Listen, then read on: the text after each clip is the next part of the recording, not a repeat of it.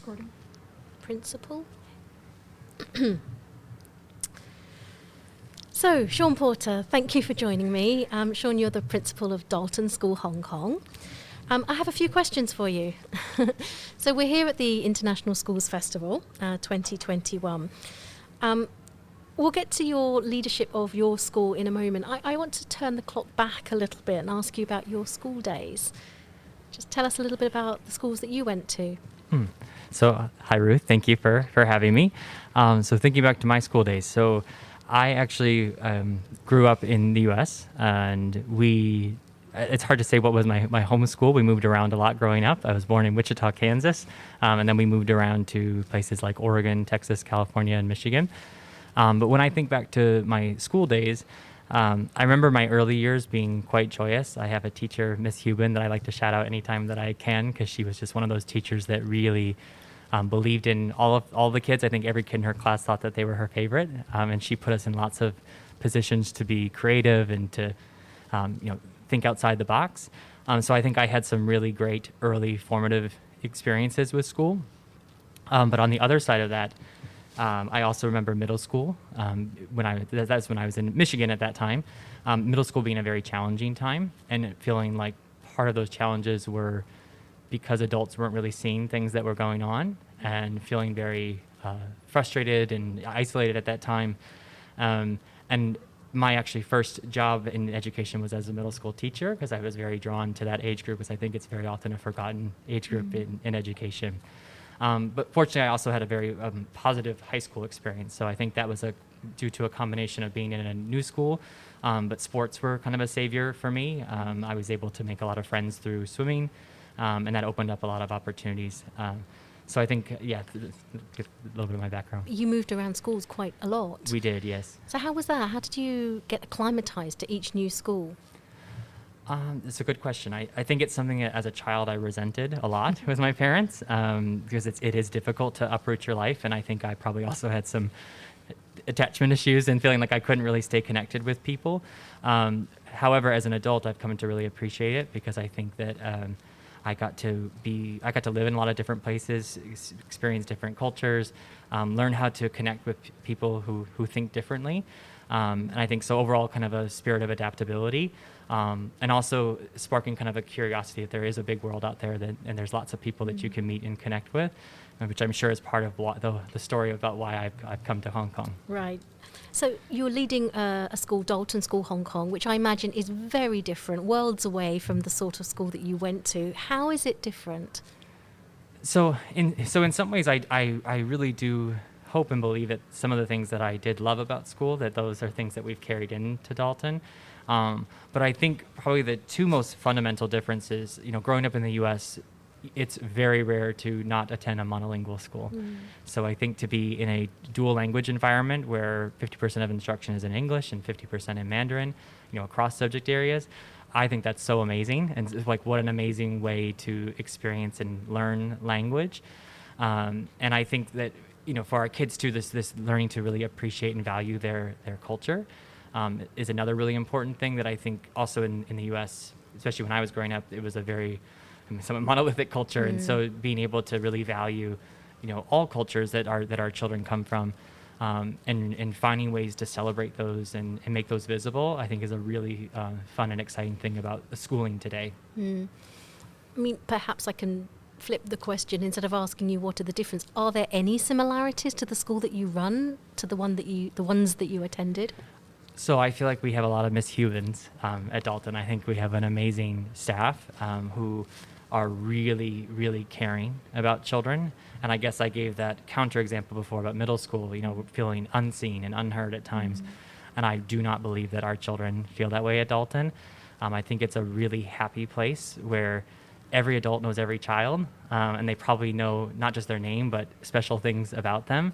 And so where you feel like you're kind of going to school with your extended family is something that I feel really proud of that we've been able to create in a short amount of time. But I think also being a smaller school, that is an advantage that we do have to be able to create that kind of family-like setting.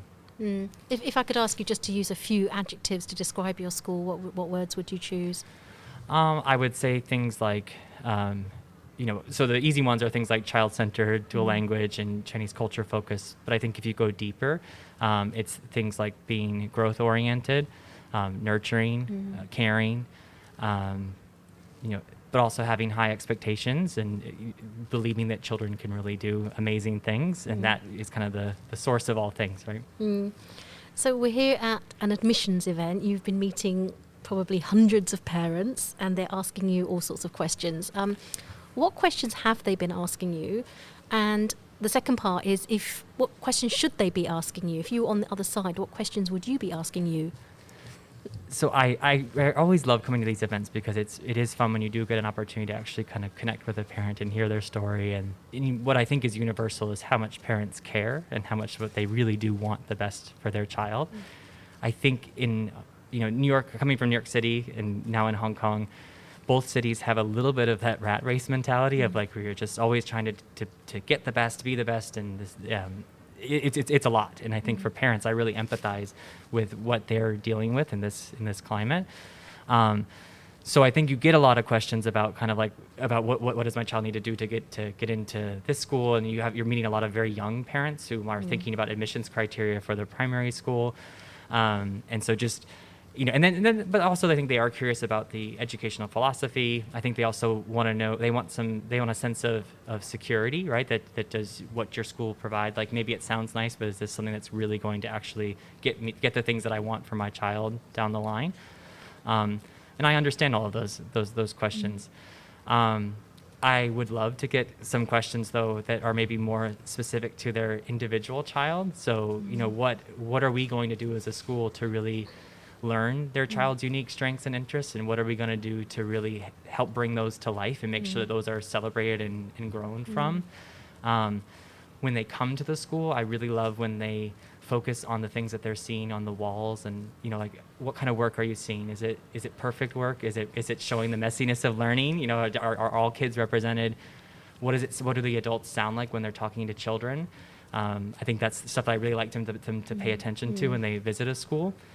And then if they've done, it's always nice when you feel like a family has done some homework on the school. And so if they know that our motto is "I'm not led, I lead," and so I would expect them to hold us accountable to that, right? So how do we think about cultivating leadership with young people, and what does that look like? What does that sound like at different ages and stages in development? Yeah, all good questions. I like the idea of the learning about the individual child that.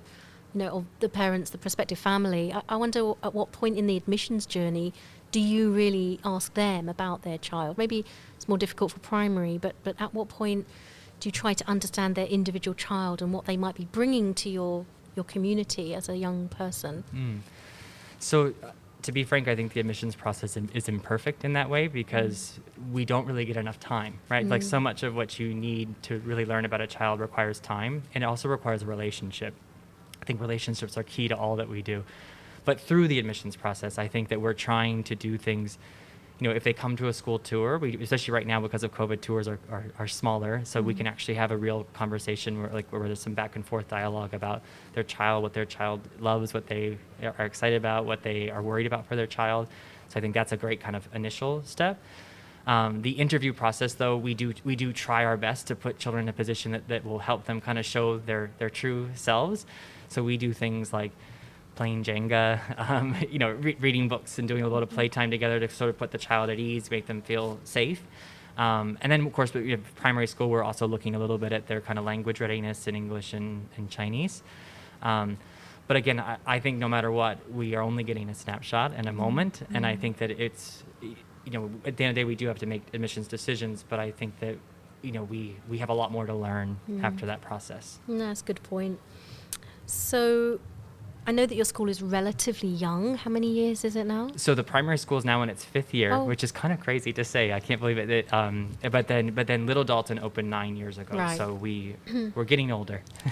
So what changes? What are the plans for the development for, say, the next 5 years? Sure. So I think the big change that everyone's always asking us about is our upward growth, right? So we are planning to continue to grow up with our oldest class. So our oldest class right now is 5th grade.